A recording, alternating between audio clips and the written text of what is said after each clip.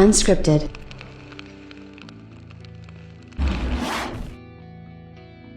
Now that we have a pretty good idea of what to expect from both Sony and Microsoft, a lot of people still have some questions when it comes to the PlayStation 5 and the Xbox Series S and the Xbox Series X. And now, thankfully, we're getting a lot of answers from both developers and from places like Digital Foundry, which are kind of doing the rundown on what to expect and how this kind of stuff has been able to happen the way it has. And at the end of the day, I feel like these are critically important to what we have going on as fans, and I feel like we also kind of deserve to know this stuff. So at the end of the day, it's sort of is what it is, but we also have to expect a lot more forthcoming and forthrightness from these companies in the future, in my opinion, because there's been some balls dropped on both sides, and again, we are getting some confirmation now, and it does seem like Microsoft, this is pretty much bad news for them, which on the other hand could be extremely good news for Sony, because it realistically shows that they're on the right path with what they're able to accomplish and things like that.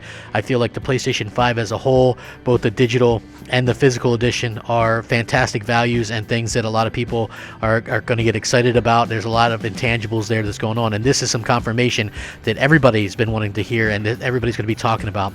What's up, everybody? Crapgamer here with Crapgamer Reviews, back with another video. Thank you guys so much for checking it out. I really do appreciate it. Please like, share, subscribe. I would appreciate that as well. It helps out the channel, and it means a lot to me personally. A lot of people ask how you can support a small channel such as mine. Well, the easiest thing you can do is just hit the like button. I kid you not, that's it. You can also, if you really want to support me, consider taking a minute to subscribe to the channel. You can hit the bell so you're notified of all the content as soon as it drops. I do daily content unless something happens. Unfortunately, something happened this past week. I lost a lot of stuff due to a lightning strike, and you know, it's going to take some time to get things running back smoothly, but I'm going to do my best in the meantime, so please bear with me, everybody. I am honestly trying my hardest. I am. With that being said, this is actually some pretty big news for Sony. We know that Sony is running some things incredibly well. We know that their console is running incredibly well. We also know that Sony themselves have done a good job of getting things up and running, and developers have done nothing but praise the PlayStation 5 for everything that it's been able to do and everything that it's accomplished, and developers are just going crazy.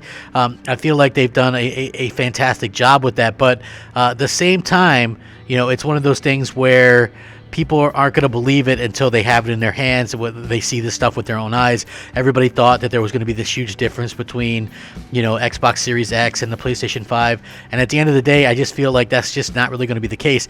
You can even look at an interesting situation like what we're seeing here, where Devil May Cry ray tracing support is going to get patched in on the Xbox Series X version of Devil May Cry 5 after launch.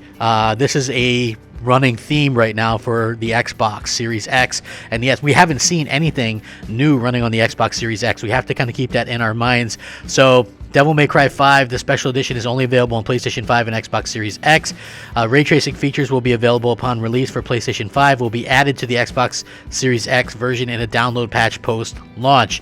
The interesting part here is that Digital Foundry was covering this, and they were concerned about the Xbox Series S and the long-term applications for this console, which actually bodes extremely well for Sony. Okay, every single developer that they've talked to has absolutely loved developing for the PlayStation 5 and talked about how easy it is, and the same can't be said for Xbox, as some developers are running into issues. In the end, they say it won't be about specs, but it's going to be about the software, which is exactly what everybody's kind of been talking about. So if you guys might know, Richard Ledbetter from Digital Foundry was talking, and developers were saying they're having problems developing games for the Xbox right now. The GDK game development kits are causing issues at the moment, and it explains why we haven't seen anything running on the Xbox Series X.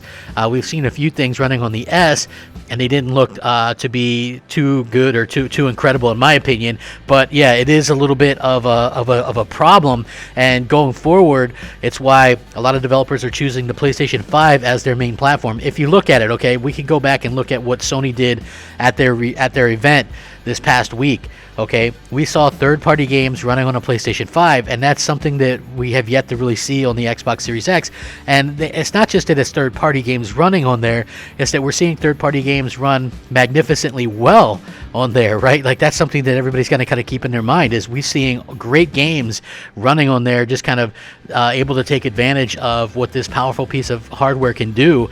And Again, everybody was talking about how much more powerful the Xbox Series X is. They completely forget all this time that we've been hearing time and time again about how fantastic the dev kits are, how fantastic the game development kits are for developers. Developers have been praising the PlayStation 5 since the beginning. And if you look at the ones that are praising the Xbox Series X, they're usually small developers that are, you know, pretty much putting their stuff in Game Pass, and they wouldn't have games doing anything unless they were in Game Pass. So again, I'm on record as saying I feel like Game Pass does something pretty good for small developers. I just don't feel like Game Pass is a huge deal for, you know, big developer. If you're doing a big AAA title, probably launching in Game Pass isn't a smart idea, because it's going to be hard to recoup, you know, all that hundreds of millions of dollars that you've spent on this game. Like, a good thing would be like Cyberpunk, right?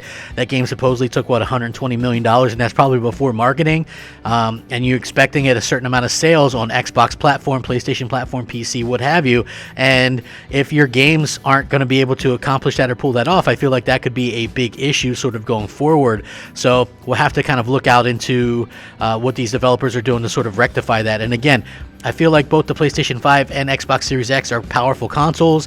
They're doing things drastically different from one another, but at the end of the day, I feel like they're both extremely powerful and well-made consoles. It just so happens that the PlayStation 5 is the more mature console in terms of the dev kits and what they're able to do there. And I think that that's going to be a huge difference going forward, because, you know, guess what?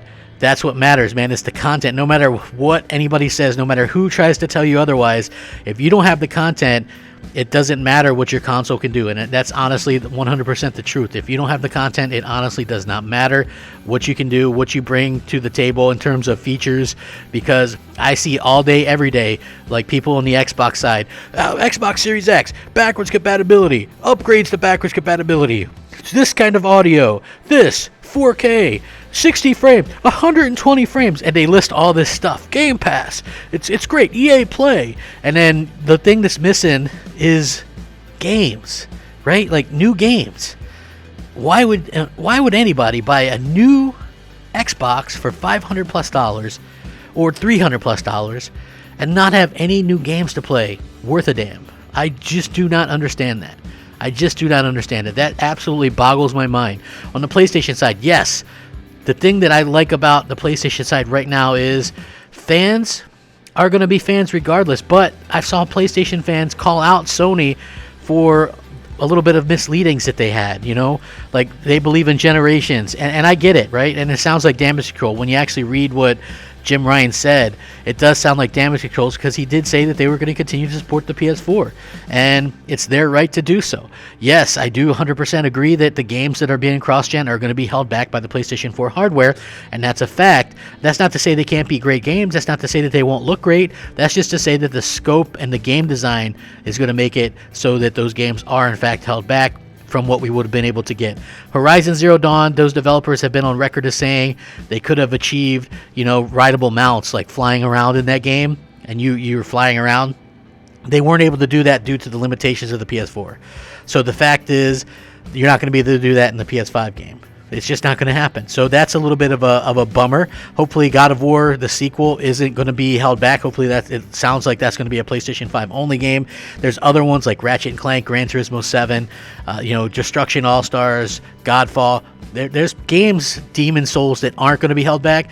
But at the end of the day, when you have developers saying the software development kits and the developer kits in general on Xbox aren't doing well, this is a big thing, because you have developers then saying they're going to design games for PlayStation first and foremost. And that is something that I feel like they've been able to accomplish and do a pretty good job with. And I'm really looking forward to seeing what these developers can do, how they can work it out, and just in general, what we're going to be able to see from the first party and third party on the PlayStation 5. Now, I did manage to get my PlayStation 5 pre-order in, thankfully at GameStop.